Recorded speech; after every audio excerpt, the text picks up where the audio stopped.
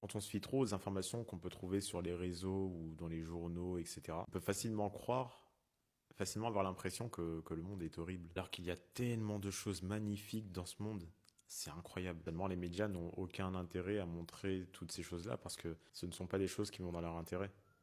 Et très souvent, les choses qui vont dans l'intérêt n'ont pas une base positive. Du coup, il faut soi-même se faire son, son petit cheminement, son petit parcours pour justement voir en fait toutes ces choses belles et magnifiques que ce monde a à offrir. Que ce soit à travers la nature, à travers le paysage, à travers les personnes.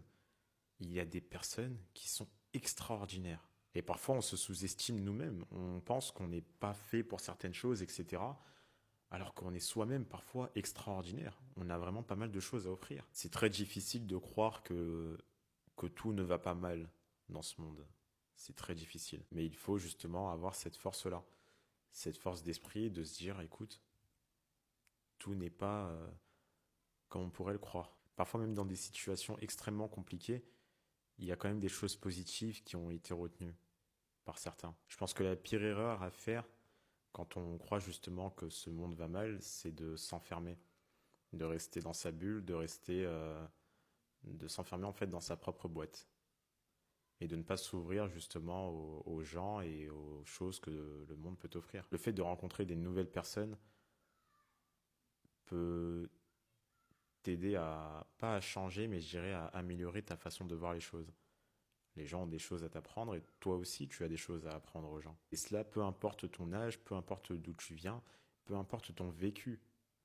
Très souvent, on croit qu'il faut avoir souffert comme pas possible pour pouvoir transmettre les plus grandes leçons de vie. Absolument pas. Il faut apprendre à s'ouvrir à d'autres personnes, à d'autres mondes, à d'autres univers, entre guillemets. Bah, alors quand je parle d'univers, vous imaginez bien.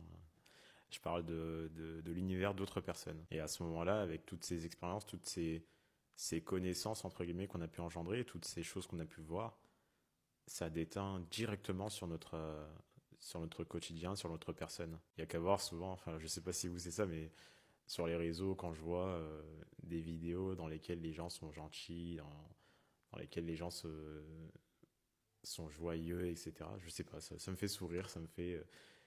J'aime bien le moment. Alors imaginez-vous si vous étiez constamment face à ce genre d'énergie plutôt que d'être face à une énergie négative. Ça déteint directement en fait sur la personne. Apprenez à vous ouvrir à d'autres choses. Je dirais que c'est le meilleur conseil que je puisse vous donner.